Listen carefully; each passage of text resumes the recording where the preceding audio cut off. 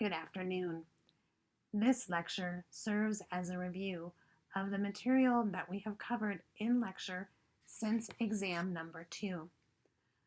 What we discussed since our last exam were several concepts dealing with metabolism.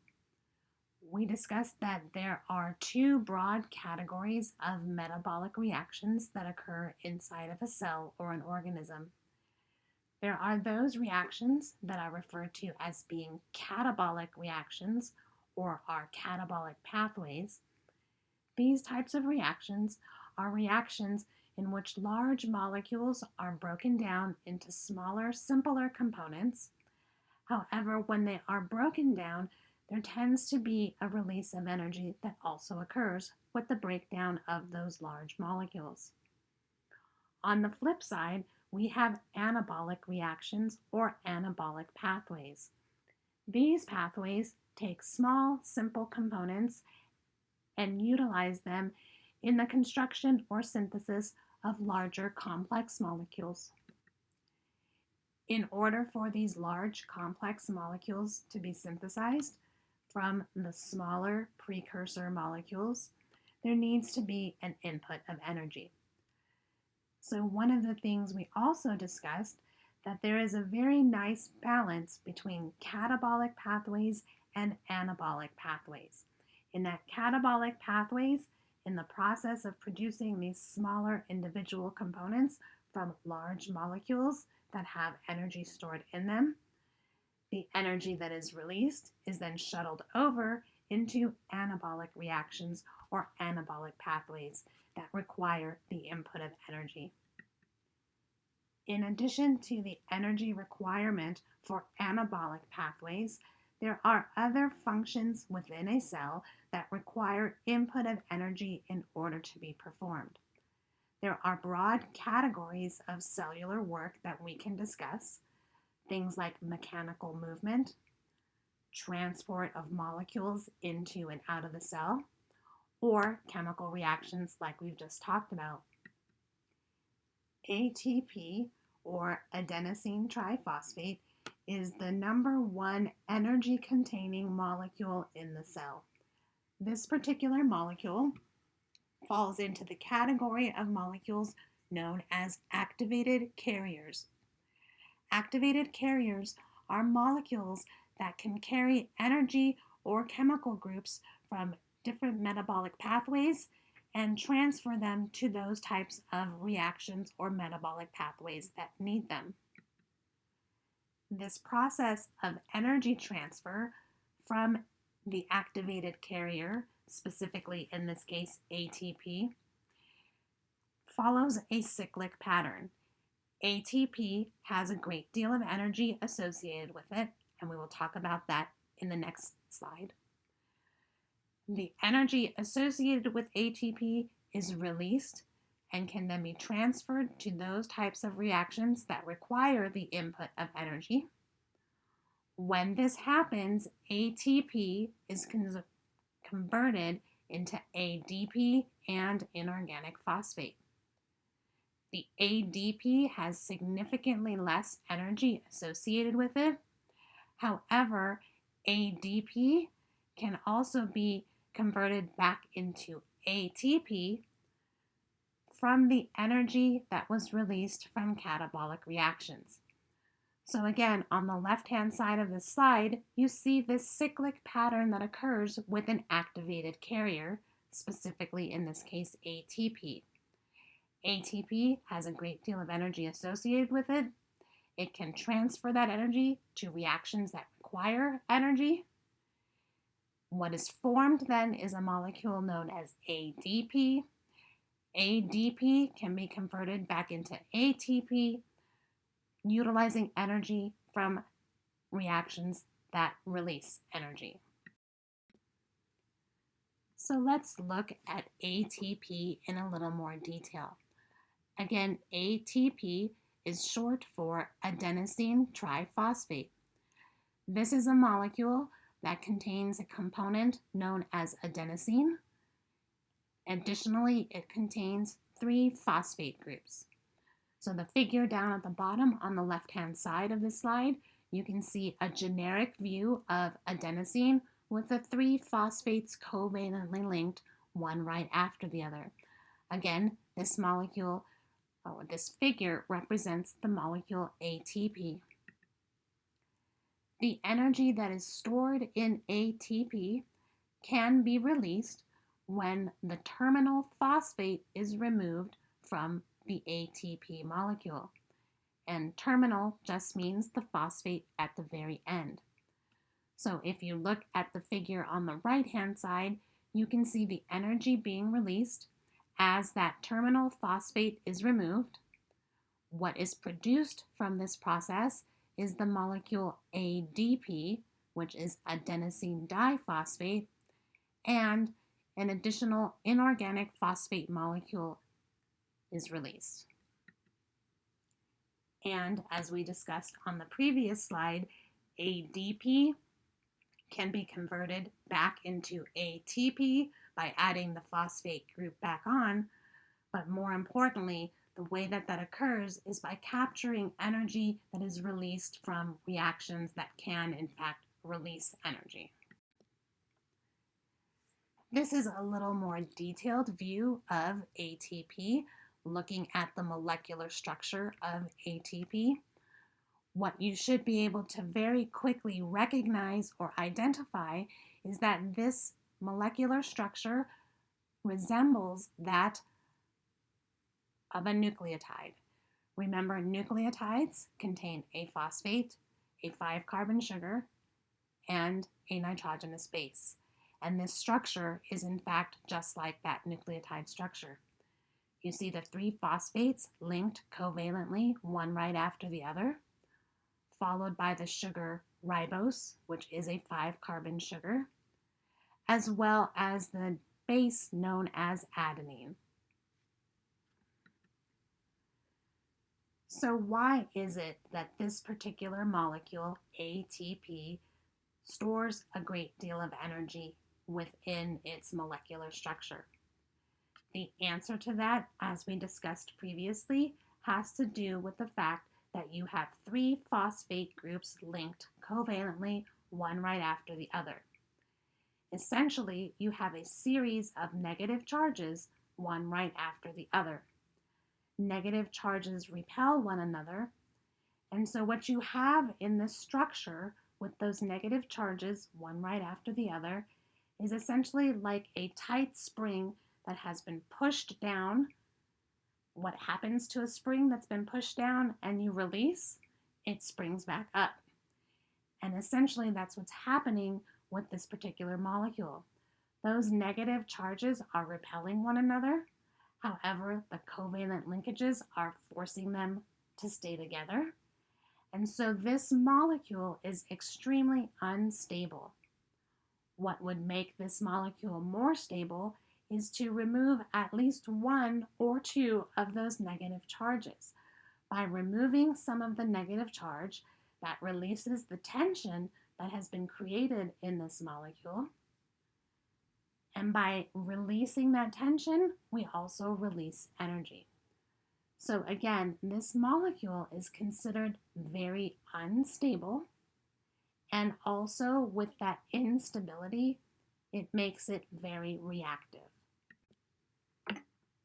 So let's look back at those different classes or categories of cellular work we discussed briefly at the beginning of the lecture. Things like mechanical work, transport, and chemical work are all examples where energy is required in order to allow for the reactions to proceed. ATP can supply this energy to all 3 of these categories of reactions. So let's look at panel A first. With panel A, we're looking at mechanical movement or mechanical work. And this does in fact require the input of energy. ATP can provide that energy. Remember, ATP is extremely unstable and very reactive. If the terminal phosphate could be removed from ATP, it would make ADP, and ADP is much more stable and less reactive. So what happens in this reaction is the terminal phosphate is transferred to the motor protein in question. By transferring the terminal phosphate from ATP to the motor protein, that makes ADP, which is much more stable. However, the motor protein, with the addition of the phosphate group, is now unstable and reactive. It is that instability and that reactive nature of that molecule that has the phosphate group attached to it that allows for the movement to actually take place. Similarly, you can see in panel B, we're discussing transport. Transport would be movement of molecules from one side of the membrane to the other. Specifically, this would be active transport. Active transport, we discussed, is when the molecule that needs to move across the membrane is going against the concentration gradient, and active transport requires the input of energy from ATP to allow for that transport to take place. So again, we have ATP that is extremely reactive and unstable. By transferring the terminal phosphate from ATP to the transport protein, that makes ADP, which is much more stable and less reactive. But now the transport protein has that phosphate group attached to it, and it makes the transport protein unstable and reactive. Typically, that results in a conformation change, and that conformation change allows for the molecule in question to be transported across the membrane. Lastly, in panel C, you can see that there are many types of chemical reactions that do in fact require the input of energy from ATP. The concept here is still the same. The terminal phosphate from ATP is transferred to one of the reactants in the reaction. That then makes that reactant unstable and reactive. This will allow for the reaction to proceed. Okay, so switching gears just a little bit. ATP is not the only activated carrier inside of a cell. There are many other examples of activated carriers, and we will see another example in the next slide in just a minute. What I do want to address is that there is a great deal of energy typically associated with electrons. Now, that energy that's associated with electrons can also be transferred from one molecule to another, and this is a type of energy transfer similar to what we discussed with ATP as far as the transfer of energy from one component to the next. In addition to talking about other types of activated carriers, we can also discuss different types of reactions that involve transfer of these high energy containing electrons. The group of reactions are known as redox reactions, and redox reactions are short for oxidation reduction reactions. By definition, a redox reaction is a chemical reaction in which there is a transfer of one or more electrons from one reactant to another. So at the top, in the center of the slide, you have a generic example of a redox reaction. You have two reactants, reactant A and reactant B. And in this redox reaction, we are going to have the transfer of an electron from one of the reactants to the other. What you see happening in this reaction is that reactant A is losing an electron. This is referred to as undergoing oxidation. The electron that reactant A lost is transferred to reactant B. Reactant B is gaining that electron, and this is referred to as a reduction. In the bottom left, you can see another generic example of a redox reaction.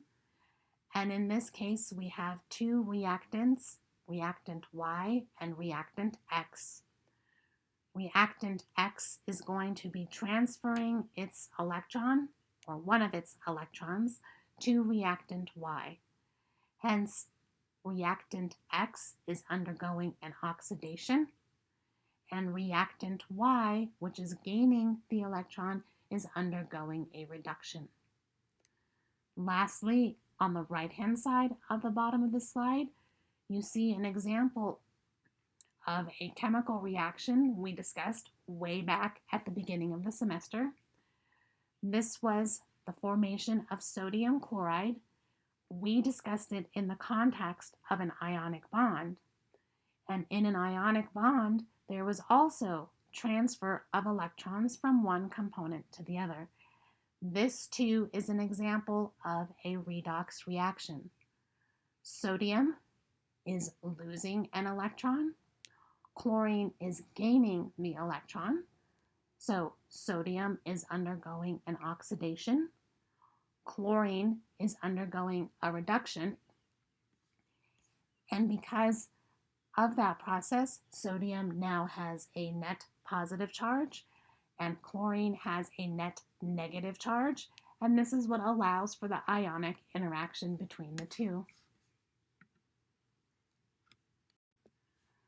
Lastly, you can see the figure of this other activated carrier I alluded to at the beginning of the lecture. This particular activated carrier is known as NAD. NAD stands for nicotinamide adenine dinucleotide. NAD is in fact an activated carrier. It can pick up electrons, and when it picks up those high energy electrons, undergoes